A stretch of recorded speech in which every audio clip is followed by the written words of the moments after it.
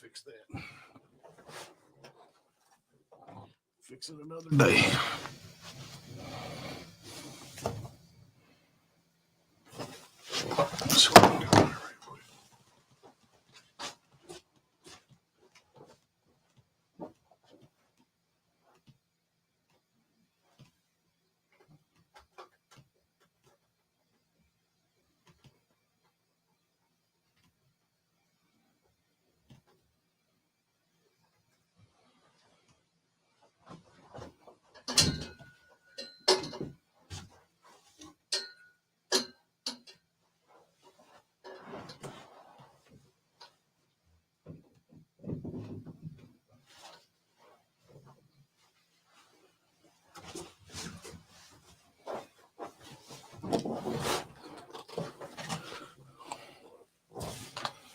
All right. Am I the only folks in here?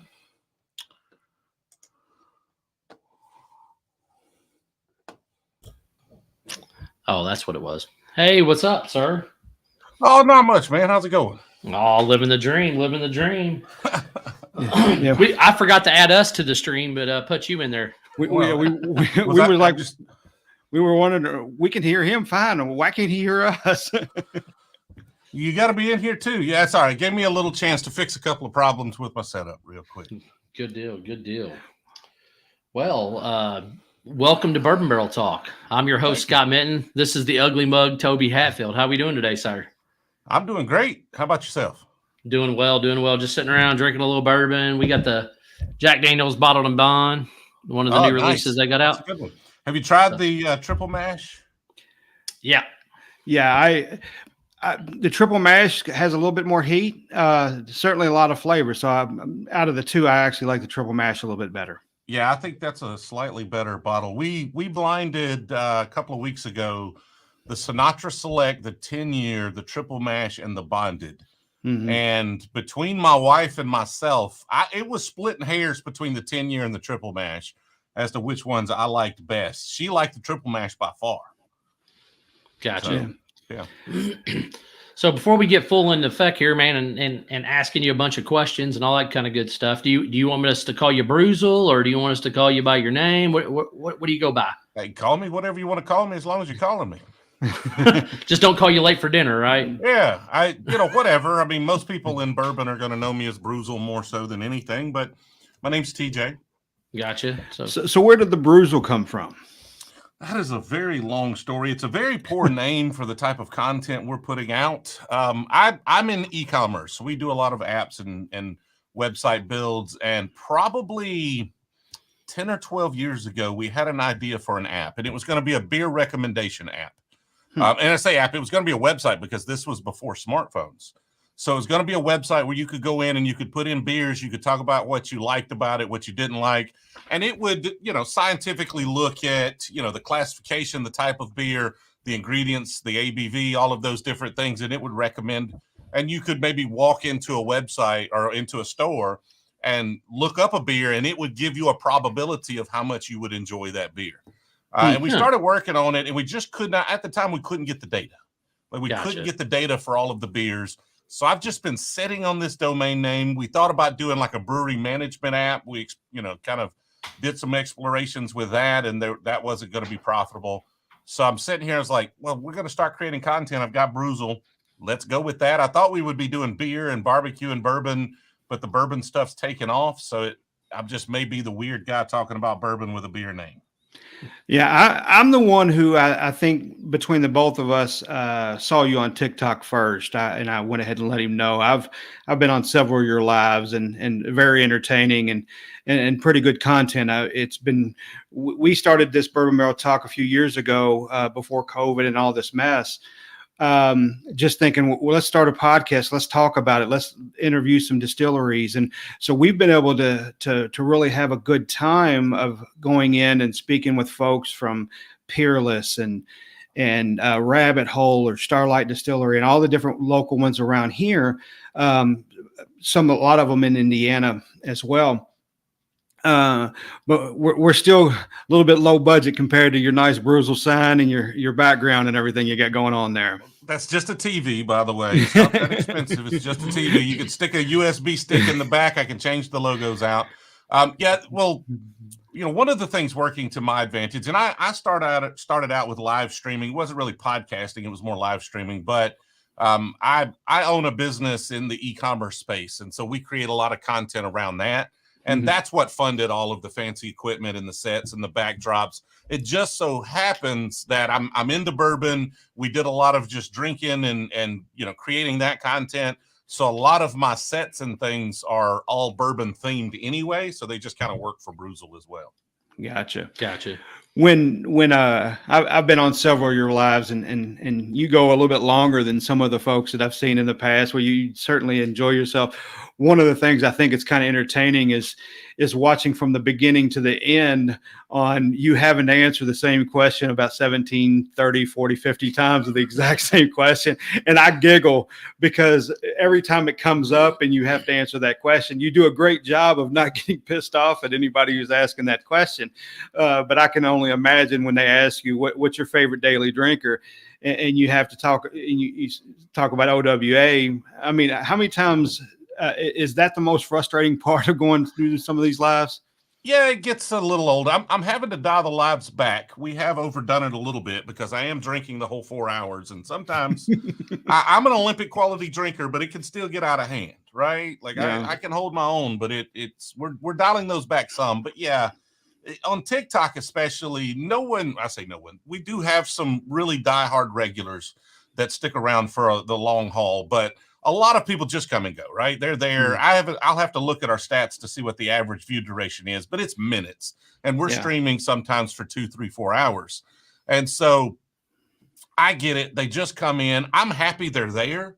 So I try not to get frustrated with the questions. I try to give them answers, but at the same time, what it really sucks about it is I don't want to make it a bad show for the people that are sticking around and have to hear me answer that question 3 or 4 times. And I really wish that, and I'm going to push TikTok for this, but I wish TikTok would give me RTMP streaming so that I could use this rig with this setup. And I've got a whole streaming rig over here. I could set up canned answers to all of those. And every time somebody brings it up, I could just flash it up on the screen and I could just keep talking. I could show their question, show the answer, and I just keep talking about something else. So I'll eventually get there. But for now, it's just, I don't mind answering, but I don't want to just make it boring for everybody who's been around for 3 hours.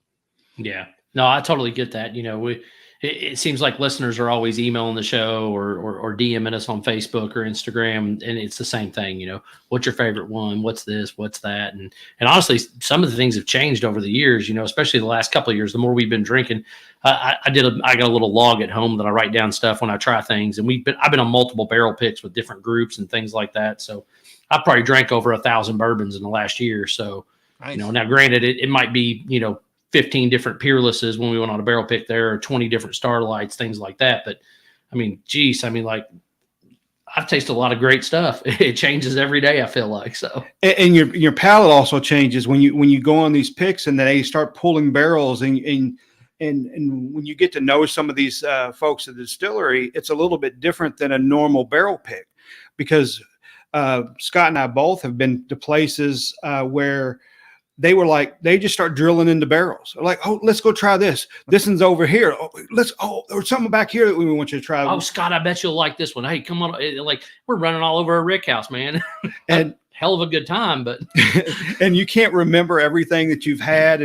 But what's funny is we go back and we're like, man, what was that third barrel that was up there that he drilled that it tasted kind of like applesauce or whatever, and you're trying to remember, but by the end of the pick, you're so loopy because you spent 3 hours going ahead and drilling into any barrels. Have you gotten to do any of those barrel picks with any of the groups or anything like that? I have not. I really want to. I think at this point, I probably have enough folks that watch the live streams or the content to be able to sell out a barrel pick if we really wanted to do one. But I'm in the state of Alabama, so I don't know the laws around that. I got to kind of figure that out and put some time into it. But so most of ours are done through like groups or through the podcast, things like that. So we do it that way. But I will tell you, Sillbox is really, really good to use. Okay. You can set up something with them.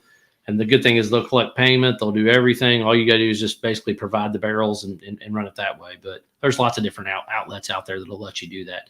We have enough with the Louisville market. I mean, just being so massive with bourbon lovers that, I mean, we'll do meetups where, I meet 35 people in a parking lot and hand a barrel. You feel like a drug dealer out there. Bottles of bourbon. And like you said, you have enough people listening. You could probably sell out a pick with no problem. I mean, it took us a while to get the audience that we have now because that it's just being an audio only. Right. We've thought about doing a lot of the live streaming and more of the YouTubes and things like that. We just haven't gotten there because timing and we're not the prettiest to look at. So I always said I got a face for radio. Well, no, not everybody can be as good looking as I am. Listen, I get it, man. So one of the things that he asked me, and I'm like, I don't know, and I was going to ask you, do you make money on the TikToks? I mean, with the lives and doing that, or is that just more for fun? Not yet. We will. That's the plan. Now TikTok itself, I have a business account and I don't know, these are completely unconfirmed things, but I tend to get in less trouble about alcohol content than personal accounts do. So we don't get hammered as much. Our content doesn't get as suppressed as much being a business account, but also means we can't be in the creator fund. So we're not getting revenue off of views. Regardless, even if I could, that's not worth it to me because you've got to get 1 billion views to make anything. And we do millions of views on some of our videos, but that would still be $20 or something, right? It's not a lot. So it's not worth the hassle there. Now you could get sponsorships. We could probably start doing some things like that if we really wanted to monetize it. We do have a t-shirt shop that we're going to start promoting here pretty soon. We've got some really cool bourbon themed merchandise at Brewzle.com. And then we're moving to other platforms where I think we could monetize it a little better as well, because there is that concern. Is TikTok itself going to be suppressed in the US, or are they going to hammer down on alcoholic content? Because they are already a little bit. So we're moving to YouTube. We're moving to Instagram. We're having good success. We've been working on that about a week, just repurposing TikToks over there as reels and shorts. And I think we're up to probably about 100 subscribers or followers on each platform after a week of just repurposing content. So I think once we get to actually producing content for those platforms, it'll go a lot smoother, and we could see similar growth to what we've seen on TikTok.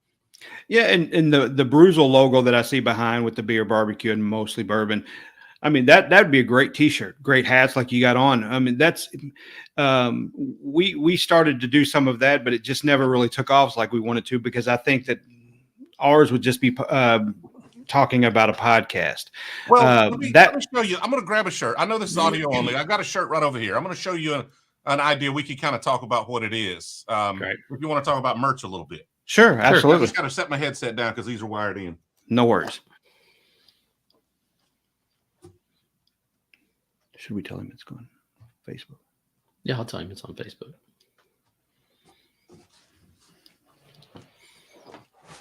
So I have now we are go live on our Facebook account. So no didn't want to give you any misleading there. Hello Facebook. So if you're just putting a logo on a t-shirt, then the only people who are going to want to wear this hat with the Brewzle logo are people who watch the content. Otherwise, it makes no sense. But what you want to do is you want to create merchandise that makes sense outside of the context. So, for instance, I like Weller Antique 107. Well, if you're going to be big, you can't use the name Weller, right? That's a trademark thing. But is the bottle shape trademarked? Is the acronym that everybody calls it, OWA, is that trademarked, right? So you make a nice OWA shirt. There you go. Right? Everybody's looking for bourbon. So you do a bourbon hunter shirt with the arrows and see if I can get it straight so you can see it there, right? So it's got a bunch of arrows coming out of a bottle, and we've got a bunch of, I've probably designed about 50 shirts, and we've probably got 20 or so of them on the site. But obviously everybody's favorite Blanton's, you got the horse collector. shirts there. So you do stuff that's outside of your brand, but is related to your niche. Gotcha. And that's where we're expecting to have some success. I mean, we've already sold quite a few shirts, and I don't even promote them. It's just people mentioning it on the live stream, and they get ordered. Right. So I know you're a big fan of William LaRue Weller, one of your favorite pours of all time, things like that. I'm a big GTS guy, so we're both at least in the same family with being BTAC. Do you ever dive into what I call dusties, like stuff from the 2000s, 1990s, 80s, 70s, 60s, 50s, things like that? I would like to, but I don't ever see them. I don't have a ton of time to spend. That's one of the problems with this whole hobby is it just gets harder and harder for me to find bottles. I've got to get lucky. I'm getting some connections through the content and TikTok that helps. But when you start talking about finding those hard to find bottles, I just don't have access to them like I used to. Gotcha. Yeah. One thing I just poured was it's a 1977 Old Forester. Oh Lord! Now this is a German export, so this one actually went to Germany, and we were able to get it and save it and bring it back to where it's rightful country. Where do you get a bottle like that? So that came from a guy that had 5 or 6 different contacts in Europe, and he said he founded the distributor, which is actually this distributorship. The guy retired the distributorship, and he had a bunch of bottles that were sitting in a basement. And he basically bought everything the guy had because it was technically not good anymore. So he went in and basically and so he brought this one back, and I saw the box that he had posted in one of the Facebook groups that I'm in, that it was a 1977. I said, well, shit, that's the year I was born. I want one. So I DM'd the guy, and I'm like, dude, what are you selling those bottles for? And he said, honestly, he goes, I don't really want to sell them. He goes, I'd much rather trade it for something. So I traded him a Blanton's and, some store pick that we had locally to get that bottle. So. You need to send me a handshake. You said that's 100 proof? Yeah, it's 86 proof. 86 proof. I would love to blind that versus the current 86 proof I've got sitting on the shelf. Yeah, it's definitely different. Anytime you get an old dusty, it's got a dusty taste to it almost. It's got some, a little bit more of that earthy flavors and things like that, but it's still delicious. Still got the caramel, still got that banana, your typical Old Forester flavors and stuff like that, but it's got a little bit more earthiness to it. Now the question is, did it have more earthiness if you would have popped it open in 1977, or did it generate the earthiness from sitting around that long? That I don't know. I have no idea. Isn't that though always the question? I got a bottle of Elijah Craig. I think it was pre-fire Elijah Craig. That it was over at one of my aunts was taking care of a lady's house that passed away, and we went through her cabinet and was getting all kinds of stuff. It was an OGD 114 that was from like the 70s or 60s or whenever it was first came out. It was in a 375 bottle. I've never even seen those, but that Elijah Craig one pre-fire, it was I think 86, but it was in the cabinet. It didn't get any of the light or the heat exposures or anything like that, and it ended up being fantastic. So you're really surprised sometimes when you can run across some of those. I'll be honest with you, I'm crazy. I go and knock on people's doors and ask them if they got old bourbon in there. Like in the neighborhood, when I see older people that just live in neighborhoods that've been there for forever, I'm just that nuts. I'll go up to somebody, I'll knock on the door, I'll be like, hey man, you don't happen to be a bourbon guy, do you? And he'd be like, no man. And I'll be like, you got any old bourbon that you got as a gift back in 1990? He goes, I do. And then I'll go shopping in their basement. Man, just knocking door to door. Like selling, hey, I got some Girl Scout cookies to sell you, and do you have any old bourbon? That's right. That's it. Listen, you won't get it. The only answer you can get is no when you ask, right? I mean, it's a good policy. I just don't see myself doing it, but I do need to start going to some garage sales or estate sales or something and seeing if I could find some. Yeah. One of the things that you talked about on one of your lives is some of the bourbon that you can't get there in Alabama, which it's actually kind of shocking of some of the bottles that you've mentioned that are so readily available here. Are there things that you know of that's available in your location that we would be surprised at how easy it is for you to get? Well, I don't know. I don't know what's not available in your location, but so can you get Weller regularly? I mean, if OWA is your regular drinker, I mean, like it's like a unicorn around here almost. The state of Alabama is a control state, right? So the state runs the whole distribution. I bought a bottle of this in a gas station liquor store about a month ago for like $75, but that's not a regular thing. Most of these I get from the state-run drops. So what the state decided to do 2 years ago, it used to be great. A truck would show up and you don't know what week it's going to show up, but the people who are regular kind of usually could guess it's like the first week of the month or the second week of the month. It would show up on a Tuesday. So I would just drive over to the liquor store at 8 or 9 o'clock in the morning. I would wait till they opened at 11, and they had a truck. I could buy one of every bottle they got. So if they got 10 allocated bottles, I could get one of each. And then there was no competition, because you didn't know if they were going to have it or when it was going to show up. So there might be 4 or 5 guys. If I showed up 2 hours early, I'm first one there. So I got a lot of good bottles that way. Well, 2 years ago, the state decided we're going to make this fair. So what we're going to do is we're going to create a website or put it on our website, and we're going to post what date and what we're going to drop. We're not going to tell quantity. Don't know why they don't tell quantity, but they're going to post, these bottles are dropping at this location on this date. And so since they've been doing that, now the problem is every month the line to get the best bottles moves about 2 hours. So when they first started doing it, they would open at 10. I could get there about 6 o'clock, and I would be top 5 in line, and I could get just about any bottle.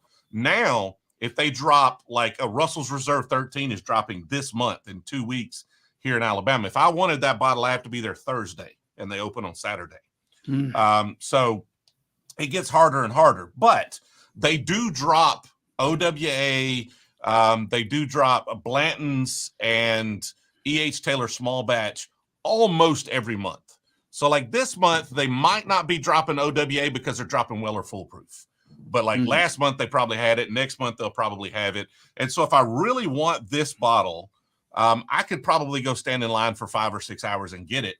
But you can only get 2 bottles, and they have to be different. So I could probably go stand in line for 5 hours and get a bottle of this and Blanton's or something like that if I really wanted to. Gotcha. Yeah. So that's the way it used to be here. Like we'd have local liquor stores, and every it was the last Saturday of the month. They had a drop, and you could go and get in line, and there was 30 of them in Louisville, so you could pretty much guarantee as long as you got there by 5 or 6 in the morning, you could probably get a really good bottle of bourbon. So that's how I stockpile a lot of my stuff. But anymore, it's just random. Since COVID happened and everything else, it's just Thursday afternoon at 2 o'clock. All of a sudden, you're getting an email or a text message. Oh, dude, so-and-so just dropped, 6 bottles of OWA. And I'm like, well, shit, by the time I get in my car and drive, 15 minutes, there's no way it's going to be there. So, I used to work downtown Louisville, and there's a Michter's distillery down there. And then the Old Forester's distillery is down there. Evan Williams was right by where I was at. So we would get to know the folks at these places, and they would kind of call us and let us know that, hey, something's going to be here today, or when the birthday bourbon is going to be there. So, to go ahead and be there a couple days early to get in line for the birthday bourbon or Michter's 10 or whatever. But that doesn't really happen anymore. They're limiting all of that ability to where they're throwing out, like you said, you have to be on an email chain or something like that, which is making it very, very hard to even find anything. But you mentioned a couple bottles that you were looking to get, and for whatever reason, the only one I can remember is like an OGD 100 proof bonded. Yeah, Old Granddad 100 proof, and Very Old Barton 100 proof, which I have heard they don't distribute in the U.S. anymore. They may only distribute in the state of Kentucky for the Barton 100, but it's been a while since I bought one of those, so I don't even know. Yeah, I got the 90 proof, just couldn't find the 100. Yeah, those kind of things are just so available here, but we can't find Blanton's anymore. I mean, it's just they used to be at Myers. You go to Myers, and there'd be 2 or 3 bottles there. You go to a store pick and just go there on a Saturday and be able to pick up a store pick of Blanton's or something. And it's the secondary market has really made it difficult to get any of the things that we like to try or whatever. So we've gotten a little bit lucky that we know some of the folks, or we've actually worked with some of the distilleries. So it kind of helps out a little bit. I can't imagine with the folks that just have to worry about trying to find it in the store, or they have to pay secondary prices, which to me is goofy. You have that Santa Pappy that you opened up, and it would hurt my gut to try to open that guy up, but I understand why you did. It's good content, and it's certainly something that somebody would want to listen to and watch. But it would knowing what it's worth, it would be very hard to pull that seal off of there. It was. It's like, do I get rid of this and buy an awful lot of bourbon? I could make a nice down payment on a car. Exactly. But I have a rule, and I've set the rule. And if I go against the rule, I feel like I'm going against my principles at this point. I will not own a bottle of bourbon that I will not open. And I will be torn. Like if you give me a Double Eagle, I'm going to open it. I'm going to feel bad about it. But what's that bottle? $10,000-$20,000. Yeah. And I've come close. I mean, there was one for sale and I had a person win like 9th and instead of first. So they didn't get it. But I was like, I've been closer than most people at having a Double Eagle, and that sucker would be open. And I know, here's the problem. I know that bottle is not worth anywhere near that price. It's in a nice decanter. It's a collectible. It's only worth that if you're speculating and you're collecting. It is never worth that if you're drinking it. But dang, would that be a nice video? Yeah. Yeah. One of the folks that we know and we've done a couple podcasts with is Mark Carter, who owns Old Carter. We got to do a couple. Hook me up. Come on. I've got some Old Carter. I need more of it. Everybody needs more of it. That stuff's delicious. Him and his wife do a very good job of when they do the blending and stuff like that, because everything they have right now is sourced, but they do such a good job of blending and their palates are so good. They create great batches. I just bought a single barrel, 14-year-old single barrel that they had, delicious bottle. But where is that bitch? You didn't show me that. Let's crack it. You're bringing the Dusties. He's like, I'm keeping my good stuff hidden. I mean, I brought a 1977 Old Forester, and he's like, I'll tell you, man. Yeah. But there's a buddy of ours that he has your same rule. I mean, the moment he gets a bottle, he doesn't even, if you bring a bottle to his house, it gets opened right then. He doesn't wait to do it. He goes ahead and opens it, goes ahead and tries it and says, thanks for bringing it over here, and he drinks it right away. So I can certainly appreciate the idea of that. And he has 200 bottles and they're all open, every single one of them. Even if they're doubles, he will open them for whatever goofy reason. Yeah, I'll do that. I do have about 30 bottles that are not open, but it's just because I have identical bottles that are. Right. And they will eventually be opened or given away. Yeah. So what do you think about store picks in that situation? So let's just say, hypothetically speaking, you got OWA is your favorite, right? Yeah. And then all of a sudden you get sent 5 different store picks. Are you opening all them bitches now? Or I don't. Even if I had OWA store picks. We had a couple of them. I think I may have one in there still. But I'll just keep one. Like, I'm one of those guys, and I created a video on this. I don't think most store picks are better than the normal release. Mm-hmm. Not normally. It's there. It can happen. I've got some Eagle Rare store picks that are fantastic, much better than normal Eagle Rare, but typically they're going to be similar. If it's a single barrel store pick, I don't think it matters at all, because it just would have been something that would have been released as a single barrel. Right. But they're still good. I like store picks because you can oftentimes get a bottle you couldn't otherwise, because a local store has 150 of them instead of 6, and you can get over there to grab one before they're all gone. But so I like store picks, don't get me wrong, but I'm not gonna, like, even like Elijah Craig barrel proofs. I think I've got 4 or 5 of them. I've got 2 opened. I opened 2. I was like, this is not something I'm going to drink enough of to have 4 of them open. Yeah. So once we finish one, I'll open another. Once we finish, if I had a store pick of this, which I may, it'll get open once this is done. I just kind of treat store picks like anything else. Gotcha. One of the things that you've mentioned that you don't like is finished bourbon. One of the distilleries that's with almost golf ball hitting distance from my house right here is Starlight Distillery. Mm-hmm. They and pretty much everything that they've been releasing recently has been finished in a rum barrel, finished in a beer stout barrel. Yeah, I mean, all kinds of stuff. And I've had some really good things that I've enjoyed from there. A couple of them that I have not. They released some from a honey barrel. It definitely changes the flavor and does for me. It can be a little bit distracting sometimes. Right. But have you had that many finishes, or just the ones that you've had you haven't enjoyed? I mean, I've had a few. I do have a Blue Note honey barrel. It's pretty good. Is it better than Blue Note? No, but it's good. It's interesting. It's different. A lot of port wine finishes, Cabernet finishes. I've got the Was it the Jefferson's Pritchard Heel? That's awful. Angel's Envy is fine. It's not a bad pour, but I think it would have been better had they not port wine finished it. I do have a Starlight in there that I won't mention where I got it from because I don't want to hurt anybody's feelings, but that thing almost killed me. That's strong. And I'm sure somebody will love it, but that's just way too manly for me.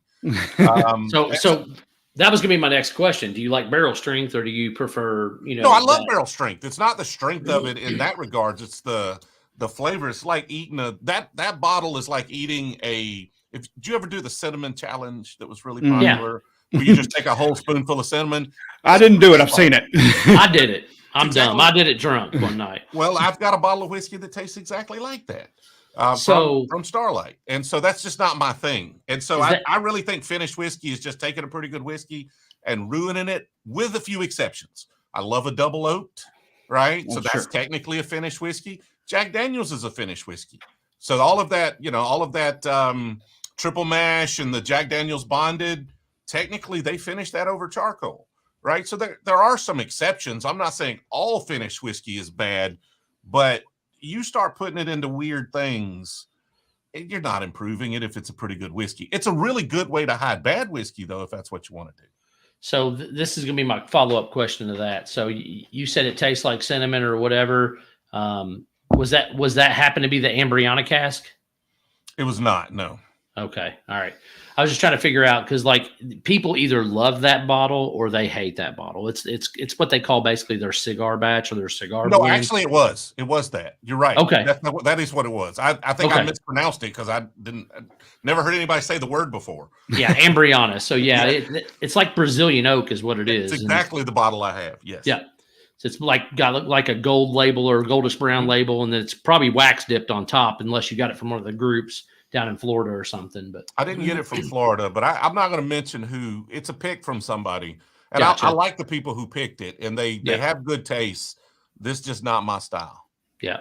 So I will say that's the one bottle that like of all the bourbon lovers that I know, when I hand them that to let them try it, they either love it or they hate it. Like there's no in between. Well, I'm definitely not in between. So one of the bottles that you've mentioned that you like, one of the buddies of ours, I actually like it as well, but another buddy that does a podcast with us a lot hates it. It's his least favorite bottle. He can't stand it, and he hates the fact that anytime anybody brings it up that it's a good bottle, it's Clyde Mays. He absolutely hates Clyde Mays, and I'm like, I like it. Which one is like, bad though? Clyde Mays makes a lot of stuff. I think I've had a bunch. I'm not real a big fan of Clyde Mays. I'm also not a Henry McKenna fan, but people think I'm crazy when I say that. That's probably why, because Clyde Mays and Henry McKenna, they're both going to be kind of on the sweeter side. Flavors are going to be a little lighter. So I understand why. If you don't like one of those, you might not like the other. But I think Clyde Mays makes some good stuff. And some of their source stuff, the older stuff, has been excellent. I don't know that I've had any of the sourced. So when you started TikTok, you've mentioned a couple times where they've kind of given you a little bit of trouble where they haven't like promoted or put you on the For You pages. And has that been still occurring, or is that still an issue? Not a ton. We got banned once on a live. Me and a gentleman were talking about mowing the lawn. So we're talking about mowing grass. I don't know if you just can't say grass or if they thought we were smoking weed. I have no idea. We were literally talking about mowing the lawn, and we both got banned for a week from live streaming. I got an alcohol content warning. We had a live stream going a few weeks ago that was going great. Like we ended up having like 60, 70,000 people on that live stream. And then the following week, we had one that was starting off even hotter. Like I had 2,000 people in this live stream, and then we've got a graphic content warning or like, a health warning because of alcohol consumption. And so basically they completely quit promoting the live stream. And so instead of having 60 or 70,000 people like the last one, we ended up having like 15,000 because we already had a bunch of people in there. Right. So they do that. As far as the videos, I am noticing videos seemingly getting less views, but maybe I'm just not putting out as good of videos. Like that's a thing too. That could be debated. But videos are still getting some views, not like they were. So when you look at creators, who's some of your favorites out there that don't do bourbon content? Just out of curiosity. Oof, creators that don't do bourbon content.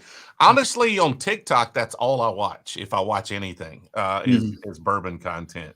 Every once in a while, they'll throw in a thirst trap, and I have to kind of avoid that before my wife sees real quick. But outside of that, I watch it. If I'm watching stuff, it's going to be a lot of YouTube. We do a lot of YouTube content for work. And so I'm watching a lot of the popular YouTubers. You know, Ryan Trahan had an interesting series where he like had to give a penny to Mr. Beast. So he did 30 videos in 30 days where he's traveling across the country. I'm always looking at folks completely outside of my genre for inspiration. I forget the woman's name. There's a woman who does challenges. Her name's Michelle. She used to be a gymnast or something. And she signs up for 911 dispatcher, or she'll train like a Marine, or she'll do something like that, right? Think bigger production stuff is kind of what I'm looking at, because I would like to try to mimic that in bourbon content at some point. So those, you know, obviously I pay attention to Mr. Beast and the super popular folks, or people that pop up in business like Graham Stephan or someone like that. So if you look at my watch history, it is a weird combination of business, challenges, popular YouTubers, and automotive stuff. See, I think I'm a weirdo because I like watching people make crap. That's fun too. Yeah, that's what gets me on Facebook. That's all Facebook serves me, is somebody got an axe that's like 100 years old and they redid it, right? Or they rebuilt a bottle jack, or they made some epoxy table or something. Those get me. Yep, that's what always gets me. That's why I'm always curious what other people watch, because it's one of those things that I ashamedly have become more addicted to that stuff than I care to admit.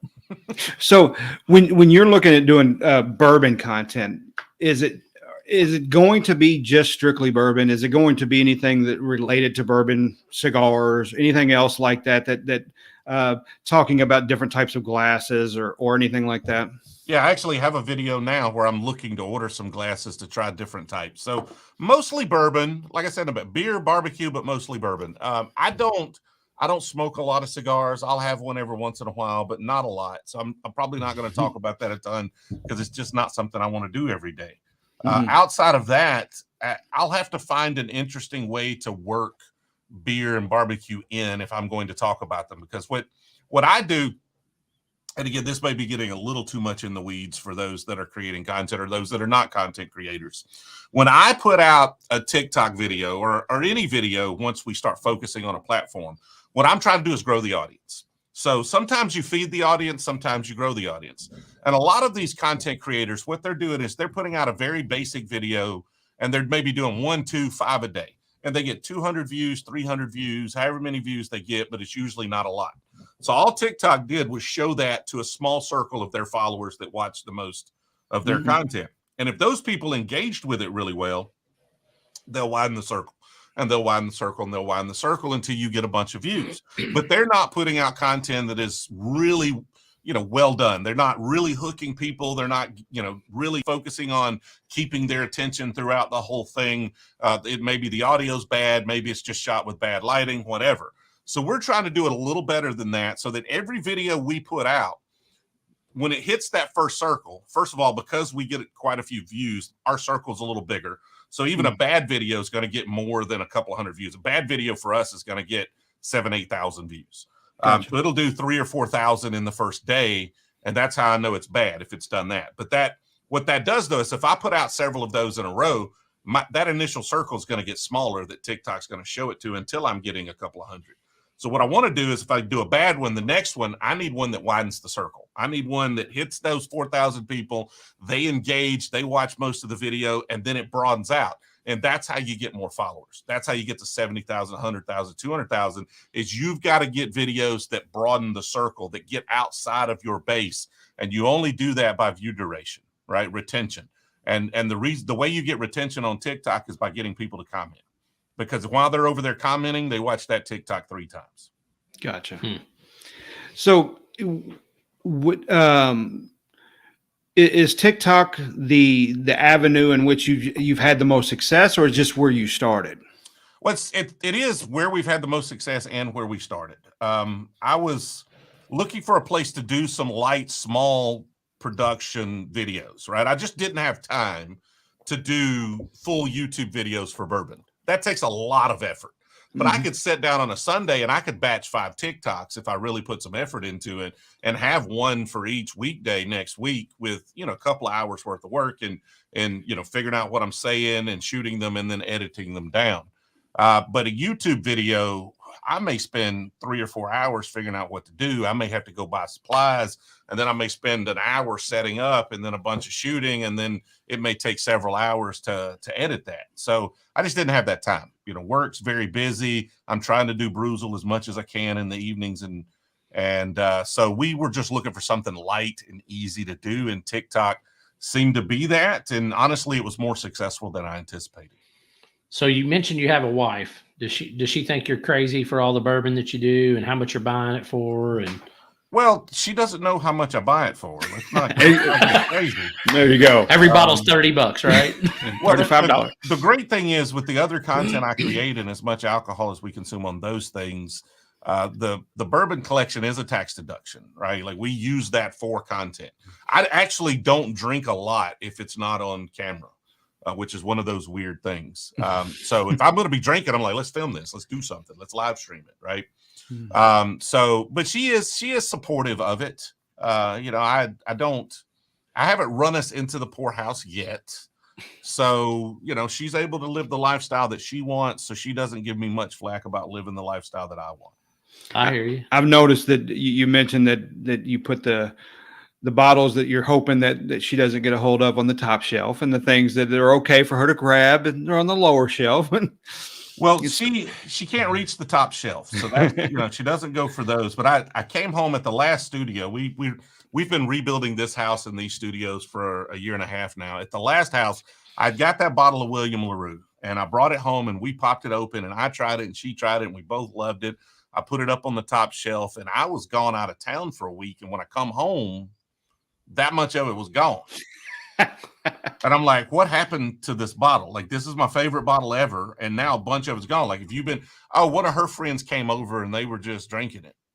And I was like, this is not, like, I'm not trying to say all the bourbon's my bourbon. I'm not trying to say you can't have any of the bourbon, but you got to understand, their bottles, we just bring the casual bourbon person over that doesn't know what they're drinking, and we enjoy it with them. And then there's the stuff we save for the really into bourbon people or for ourselves. And this was an inappropriate use of that bottle. So I had to hide, those go on the top shelf now. And she just knows if it's on the top shelf, it's important. So let's go to the big bourbon questions. Okay. So what's out there that you haven't tried that you want to try? What's your unicorn? Well, the tops on my list of bottles that I really want is Russell's Reserve 13, which again is dropping this month. I'm going to try my hardest to get one, but we'll see. I really want a Sazerac 18, which is a bottle that I've just never tried. I'm not a big fan of rye. I'm not a big fan of Sazerac. The Thomas Handy is better. It's pretty good. Still not wonderful to me compared to the other BTAC, but that's the unicorn in that BTAC collection that I don't have and I've never tried. So I need that one. Other than that, there's not a ton that I'm like, I've never tried and I really, really, really want. I'd have loved to have got a Heaven Hill 17. Those dropped here a couple of months ago. That would have been wonderful. Couldn't pull that off. There was what was the other? There was another 17-year-old one that just dropped that I missed out on as well. Can't remember what it was though. Anyway, there's a lot of bottles that are hard to find, and I want them all. I want a Coy Hill. That's really high on my list. I'd love to have a Coy Hill right now. Yeah. And Old Fitz 15. Old Fitz. Well, I prefer the 12. Okay. I love it, and I'll tell you, I finished these right here. We went to a bar. Me and a friend went to a bar in Scottsdale, Arizona, and we polished off this Old Fitz 15 and 13 actually, and we both thought the 13 was better. Huh. I probably wouldn't disagree with you. Some of the 15s are just not. They're actually a little too oaky. But it was the Old Fitz 17 that dropped that I couldn't think about a second. I couldn't remember a second ago. That dropped last month here, and I couldn't wait 2 days for it. Yeah, that's the other thing, that the unicorns that everybody talks about. It's the Pappy 20, Pappy 23, but I would much rather have the 12 and the 15. The one that you have, to me, is a better bottle than the 20 or the 23 that I've tried. I think sometimes people get enamored by the years and not realize sometimes the people created a 10-year or a 12-year on purpose. That Russell's 10-year-old bourbon, it's 10 years for a reason. That's why it's there. Well, people can't distinguish hype for the flavor and the greatness of the bottle and the hype for the collectability of the bottle and the rareness. Right. So you can't distinguish between those. If everybody wants it, everybody wants it. Doesn't matter why they want it. Some people want it because they're going to drink it. Some people want it because they're going to put it on a shelf. And so, those 23s, if you're collecting, those are the rare Pokemon. Get those, put them on your shelf, look at them. It's like, Kobe Bryant rookie cards you got sitting there. It's wonderful. But if you're drinking them, well, honestly, bourbon doesn't usually get better after 12 years. Doesn't usually. And there are exceptions, but it doesn't usually get better, especially in Kentucky. So a 12-year-old to me is probably going to be better than a 15. Like I believe if they drop that RIP 12, or excuse me, the lot B 12-year-old at 107 proof, that it would be better than the Pappy 15. But that's just my opinion. It could be, and I'll say that I think that it also depends on years. I mean, honestly, different aging, different things like that. It's crazy to me how much different, especially like hazmat products. I love hazmat stuff. I mean, I've got some stuff that's 155.7. I've got stuff that's 157 and some change. I've got all kinds of crazy hazmat stuff that I've got that's 23, 27, 28-year-old Canadian whiskeys that are absolutely delicious. I mean, they don't drink anywhere near that hot. I also have some bourbons that are 140, 150, so, but man, it's just something about, that when you get that age with that hazmat, man, it's some magic happens, especially in that 14, 15-year-old round. That's why I want that Coy Hill. Oh, the Coy Hills are delicious, but most of those are only 8, 9, 10 years old. I mean, they're not that old. I know, but still a good 10-year-old bourbon, good 10-year-old Jack Daniels at 140 something proof. Yep. That just sounds delicious. Yeah, I think the last one was 144.2 or 144.7, something like that. Did you ever find that Japanese bottle that you were looking for last week? Yes, it was in here. I put it in here. I had drank a bottle. I'd opened a bottle out of here, so I'd put it in there. I'm going to film a video. I've got it in there on the bar now. We're going to film it. We shot a bunch of B-roll of it this weekend, so I'm going to shoot a video on that and pop the cork on it. Gotcha. There you go. One of the things that, like we talked about earlier, that we've gotten the ability to do is when to meet some of the distilleries. Do you go to any of the distilleries? Have you been able to go to any of the big guys or anything like that? Dude, I work some weeks 100+ hours. When I'm not working my full-time job, I'm creating bourbon content. And so I don't really go, and sometimes work requires me to travel, but unfortunately, I don't get to travel a lot for bourbons. I've never been on the Bourbon Trail. I've been to the Jack Daniels distillery, but I haven't been to any of the other ones. I'm really missing out. Like, those are holes I need to fill, and I'm going to put some effort into trying to do that. But so far, really haven't been anywhere bourbon related. We need to get you up here to Southern Indiana and take you on a little tour. We've done a couple podcasts and got to meet some really interesting folks. Alan Bishop, that from the distiller from Spirits of French Lick.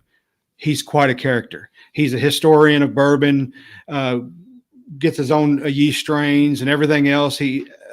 But he makes really unique bourbon because he uses, what was it? He used, it was some type of oats or something that he was using in different things, but he makes really different types of bourbon that I bet you probably, have you heard of Spirits of French Lake?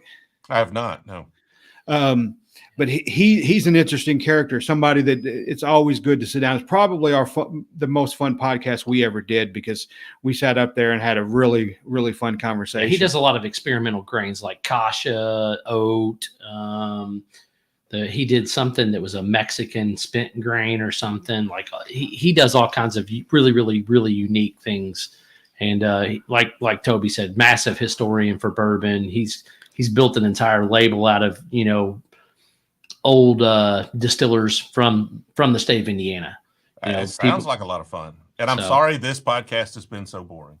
Not been boring at all, man. I love talking to people about bourbon and anything fun, so. But I mean, it's just the character, this guy, I mean, if you look up Alan Bishop or Spirits of French Lick on Facebook and look at any of his videos, you'll kind of understand what we're talking about. He wears the old clothes, historical clothes.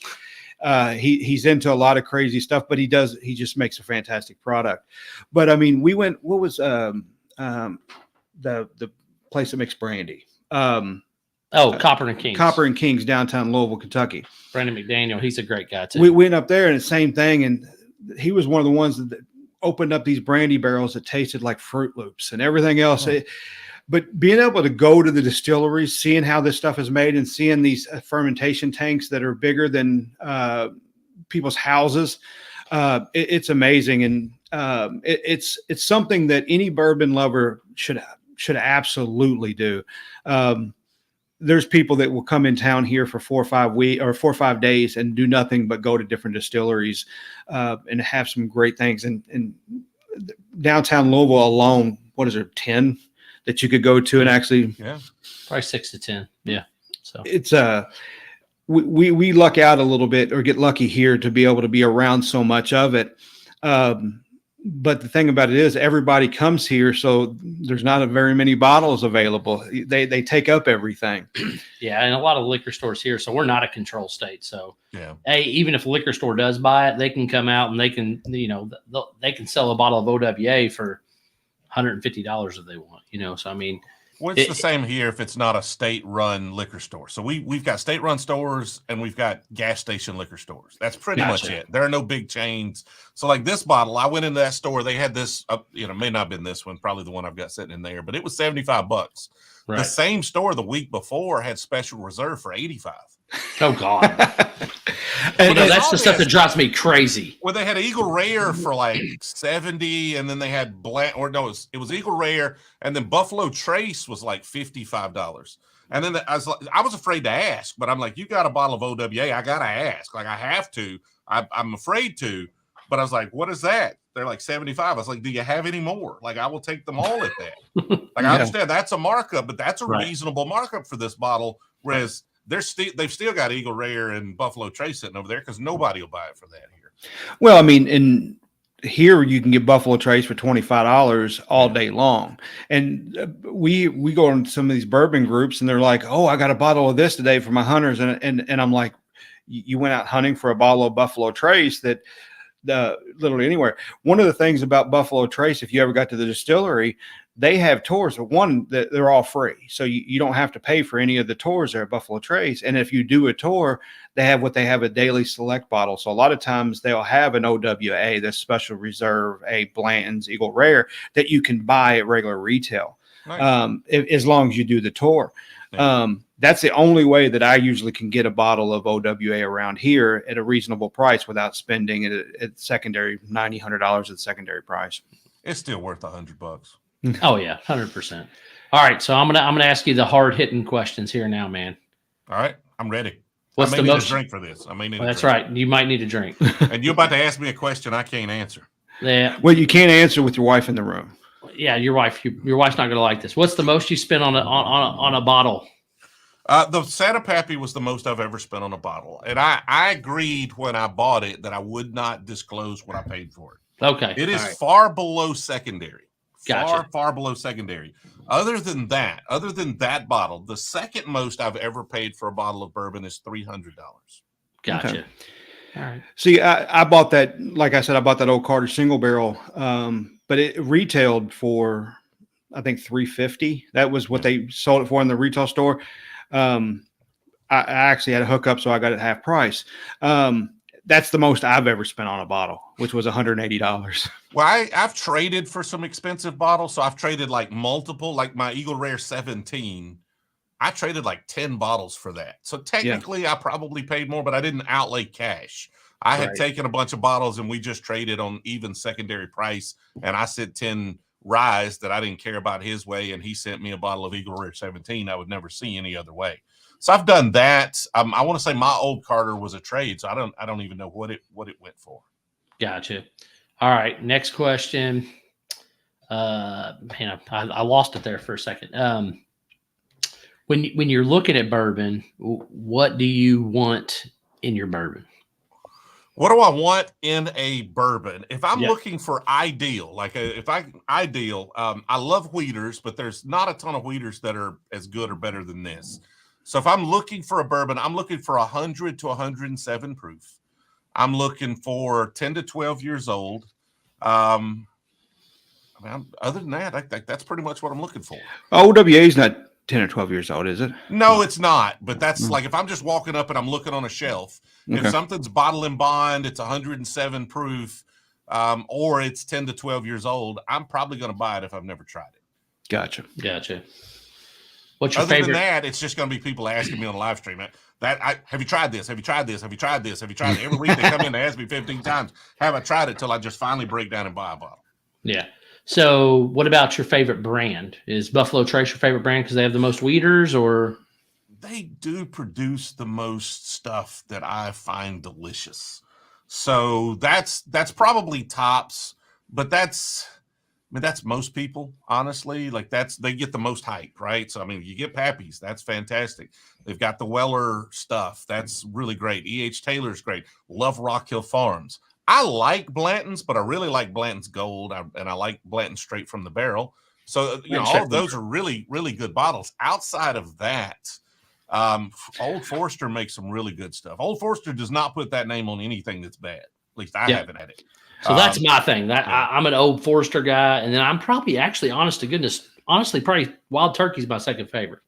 I found so many delicious Wild Turkey products. The Rare Breed 101, like if you're just talking about regularly available, the Wild Turkey Masters Keep 17-year bottle and bond was one of my favorites. I tore that bottle up. But you don't like Elmer T. Lee? I don't dislike it. So I get hate because you can't say something's not good. If you say something's not as good as other things, people are like, oh, he's hating on it, it's not good. No, Elmer T. Lee's fine, but it's not better than a bottle of Buffalo Trace. It's not really better than a bottle of Ancient Age to me.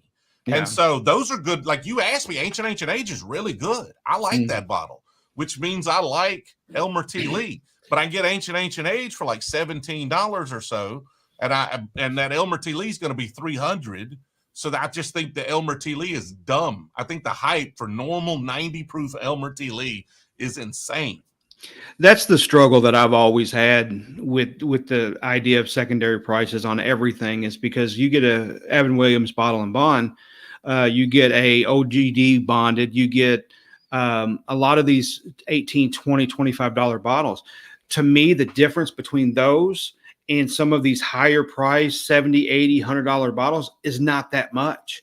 And it's just, you're like, I can buy 3 or 4 of these or one of those. The difference between William LaRue Weller and Weller Antique 107 is this much. It's this much better, right? And it's like, try to explain to you though the price, how hype works into that. I had an old Impala, 63 Chevy Impala. Love this car, still have it. I took it to a restoration shop, and I went into the restoration shop and I said, I want this car restored, and I need to know how much that's going to cost me. And the guy looked at it and he said, it depends. And I was like, well, what do you mean? It's like, depends on how far you want to go. To get this car 90% perfect is going to cost X dollars. And for every 2% more than that you want to go, you're going to have to add another X dollars. So 92% perfect is going to be twice as much as 90% perfect. So how far you want to go? I said about 86%. Right? I don't need it. Like I'm going to scratch it. I'm going to drive it. I'm going to put some door dings in it. We're going to use it. I'm not trying to gold plate everything and put it in a show. And bourbon's a lot like that. To make a really nice product takes X amount of effort, or it's X amount of rare, but every 2 percentage points more than that this thing is delicious or hyped, then the value doubles. And so when you get a William LaRue Weller, well, that may only be 4 or 6% or 8% more enjoyable than this. So to most people, they're not even going to be able to tell the difference. Or if they do tell the difference, they're not really going to enjoy one more than another. They're just going to say, okay, these are a little different. But it's not worth it being, what is it, 20x the price for William LaRue Weller to this guy. But it is that much better. It's better. The flavors have more depth to them. They have more intensity and more crispness, but it's not more enjoyable than this bottle. I'm going to get a nice buzz, and this is going to taste wonderful. And honestly, I would just feel sick if I drank as much William LaRue Weller as I did drink this because of what it costs. Yeah. So do you get anybody sending you bottles, samples, things like that because of your platform? Yes, we do have folks send us bottles. We got a lot of contacts that allow us to access bottles that we wouldn't be able to otherwise. People who can get them in places. If I say, hey, I'm looking for a bottle, somebody has it. I could probably buy it from them or trade them. And sometimes folks will just send me bottles.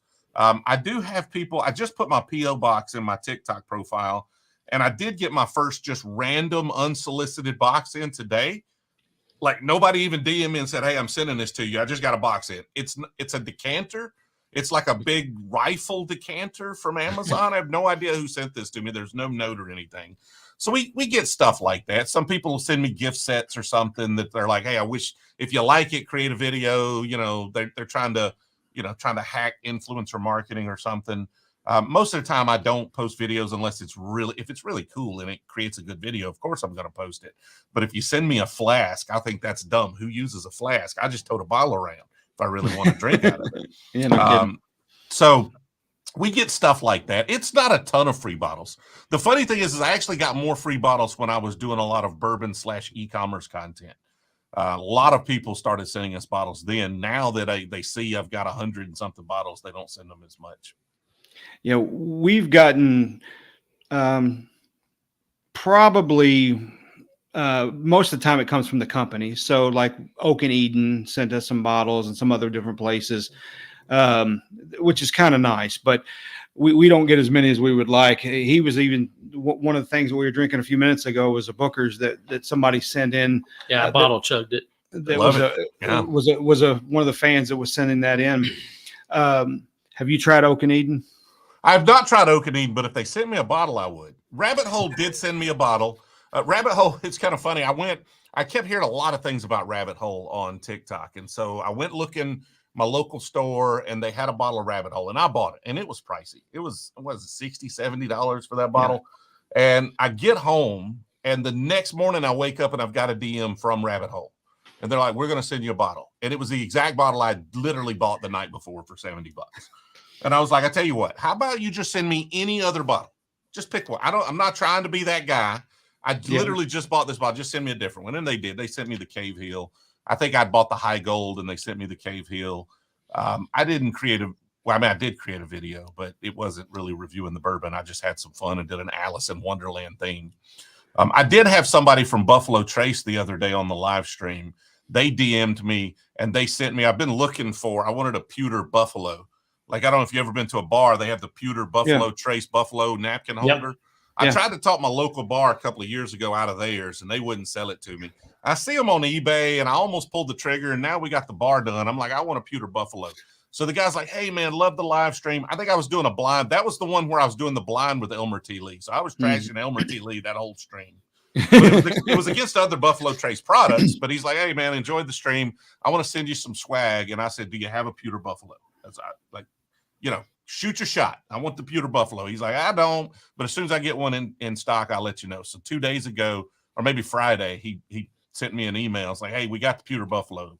I'm sending it to you. So I'm expecting a pewter Buffalo. I'm excited about it. There you go. One of the things that when we first started this is we were kind of surprised on how much you could get just by asking, just talking to somebody and saying, hey, you want to send us a bottle to review or whatever, or do you want us to come do a podcast at your distillery? So, going with the guy who does the ones at Old Forester, done a couple podcasts there, or and all these folks. But it's surprising. You just got to ask. They hardly ever say no. Yeah, I need to. Jack Daniels was sending around those little 375 Coy Hills to the YouTubers the other week. I was like, what? I mean, come on, man. We're drawing some. I got more subs than I got at least more. I know TikTok's followers are not as valuable as YouTube subs, but like, come on, send me a Coy Hill so I don't have to chase this thing down. What you're telling me is I need an agent. I need somebody that's just banging them all the time saying we need bottles to review, send them our way. Right. You would be surprised if you had somebody doing that, how much you would get. It's unbelievable, because him and I both started this, and we just started reaching out, and it was surprising how many people said yes. And like we was talking about, how many people are willing just to go through the rick houses and just drilling the side of barrels, just throwing your glass up right next to the barrel and just saying, here, try this. It's amazing. Yeah. And now, my dream. Here's my dream right here. And I want to, can you guys help me with this? Okay. I need help making this a reality. I want to do a store pick. Okay. But I want it to be Eagle Rare, and I want to release it at 100 proof. Like, who's got that pull? Who's got the weight? Man, I don't know anybody that's got that pull. I mean, like, I really don't. I mean, for one, those are lotteries anymore. I mean, have you ever been involved with what is it, like, I want to say it's like February 1st or something like that. They do the release where everybody and their mom is on the page and they're clicking it. It's called Single Cast Day or whatever. Or literally anybody and everybody that has a liquor license can go in there and just click the button, and you have the opportunity to get whatever store pick it is. But would they let me drop it at 100 proof though? I don't even think they would. I don't think they would. I don't think they'll let you do it at 100 proof. I would sell it out in about 3.5 minutes. I would sell 10 barrels in 3.5 minutes if they would let me do that. Yeah. There's what is Eagle? Is Eagle Rare 90 proof? 90. I was about to say they're 90 proof. So that would probably be the sticking point. There's I don't know that I've ever seen, other than a single, even in single barrels, do they release it at barrel proof? No. Single barrels are all, everything's 90 proof. So I mean, I could probably get you on an Eagle Rare store pick, but I don't think there's any way possible like to get you anywhere near 100 proof. I feel like this is like the Eric Church Jack Daniels. I just need to get a big enough following so we can do a Brewzle Eagle Rare drop. I don't know. I just don't have. It's possible. I just don't have a big enough influence yet. And Fred Minnick is the biggest name in bourbon, as far as I know. I mean, I don't know if there's anybody bigger. I don't think Fred could get that done. I'm gonna ask him. I mean, you can ask him. Do you know Fred? I don't, but I will. I know who you're talking about. I don't. I've been to his office, and it's amazing. And he's he's super cool. You know, he's super laid back. He gets a lot of flack because he wears an ascot and it looks a little pretentious. But well, I thought it was a good character, though. I mean, I don't know if he's playing a character, if he wears an ascot all the time, but I thought it worked for the videos. We actually have a kind of a Fred Minnick. I don't know if y'all saw my tasting notes video I did last week. Mm-hmm. I did. I didn't. So we took the Bourbon Junkies tasting notes from Russell's Reserve 13. Okay, I did see that. You made Fruit Loops or something, yeah. So we've got 2 of those we've shot that are being edited coming out, and one of them is a tasting notes from Fred Minnick on the Jack Daniel's Triple Mash. So I'll know Fred after that. I'm sure he'll see that video. Yeah. So the only thing that I like Fred a lot, because he interviewed my favorite football player of all time. So Charles Woodson, when he started bringing out his bourbon, I've always been a big football fan, and I was surprised that he was he's big enough to get somebody like Charles Woodson on his whatever you call it. Listen, I'm still trying to get Jackie's I Can. He's Jackie on multiple times. What kind of views are y'all drawing on this? So we're strictly audio. So right now, I think we had almost 30,000 downloads last year. Okay. So I mean, we've got a good following. It takes, but like even on e-commerce content, we have a very small channel. I have like 6,000-7,000 subs on YouTube for the e-commerce content. A bad video, like an average video, might get a few hundred. We'll do 30,000-40,000 views on some, but like we're getting executives from Shopify, like a lot of the platforms are coming on, and it's because no one's talking about technical e-commerce. Everybody's talking about drop shipping and marketing. Sure. Nobody's talking about what we're talking about. So you've obviously got some competition. Fred's doing it, but it really doesn't take that many eyeballs or ears in your case to really have a big enough influence to get people, because I mean, how big is the bourbon audience that would consume this kind of content? And it has what we say in e-commerce is that we influence the influencers, right? So Yeah. we're not necessarily having the biggest audience, but the people who listen to us have an influence. And so if you continue to build that, I don't see any reason why you couldn't have folks like that on here. Yeah. So one of the problems with the way that the downloads work within podcasts is they started limiting, like they do with the views on TikTok. It's duration. So it's not just them downloading it as they're a subscriber and it automatically gets downloaded. They actually have to click on it and go to, I think, 30 seconds. If you don't listen for at least 30 seconds, it doesn't count as a download. So we have a lot of folks that have the subscriptions. So our subscriptions are pretty high, but they don't ever necessarily click on every single episode. And then when they do click on it, they may listen to 10 seconds, 20 seconds of it, and then turn it off or whatever. And it doesn't count as a download. So it's podcast downloads are a little bit tricky when it comes to trying to figure out true numbers of how many people are listening. I understand. And podcast, that's a tough game. It is. I mean, everybody's doing it, and then on top of that, people only podcast people are podcast people typically. So it's hard to pick up new listeners or new subscribers unless that's kind of their medium to what they like to do. So, yeah. But you're streaming on Facebook. You could drop these as YouTube videos, but my only advice to you would be topics matter. Yeah. I'm getting a lot more views on bourbon content than I ever got on e-commerce content. I spent tens of thousands of dollars. I drove 6,000 miles. I spent 8 months producing a series on YouTube of e-commerce content. And we got more views last week just repurposing TikToks onto YouTube for YouTube Shorts in a week, more than that entire series I did. So I'm not a better bourbon content creator than I am e-commerce content creator. I just have a much broader market, a much bigger potential topic. So, finding topics people are interested in, skewing these in that direction, that's how you get more listeners. That's all there is to it. Yeah. I mean, heck, we have about, 38, 39 countries that are listeners right now. Nice. We seem to have a really good following in Australia and in Ireland and a couple of other folks, but who knew?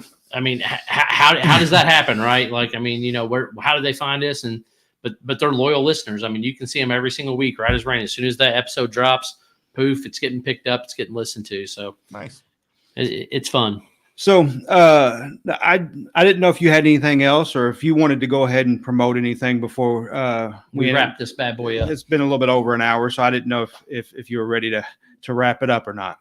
I mean, it's up to you, man. If you want to wrap it up, I'll keep going as long as y'all go. I'm usually streaming for a few hours. So, I mean, as far as promoting, like if you need to get in touch with me or you want to watch some of my stuff, you can find me on most platforms at Brewzle, Brewzle. We're most active on TikTok right now, but we're changing that, really pushing to Instagram, YouTube, and just fired up Twitter today. So hopefully we'll be posting stuff there as well. Gotcha. Awesome. I always hear Twitter is actually the way to go in some capacity because they don't edit as much, or it's a little bit more free reign there. Everything's different though. It's funny because like I dropped the Pappy video on YouTube or on TikTok and it got 2 million views. And I drop it on YouTube and it got maybe a couple of thousand, right? And it's like every platform is a little different. Some of my worst TikToks are some of my best shorts so far that we've dropped on YouTube.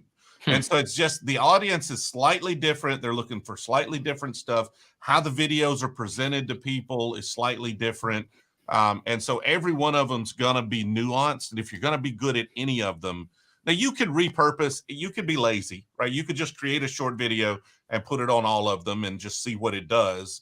But if you're going to be good at those platforms, you've really got to tailor the content for each one of them, including Twitter. Twitter's probably the most different out of all of them. Good deal. Good deal. Well, hey, TJ, we appreciate you being on. For anybody that obviously you can see the screen, but we didn't really do a full introduction at the beginning of the episode. We really appreciate TJ Gamble coming on, or what he likes to be called as Brewzle from TikTok and other social media outlets. If you want to find Bourbon Barrel Talk, you can find us on Instagram, Facebook, Twitter. You can also download any of our content on Spotify, Apple Podcasts, Google Podcasts, any of those platforms. This is Scott, Toby, and TJ signing off. Peace out. Hey.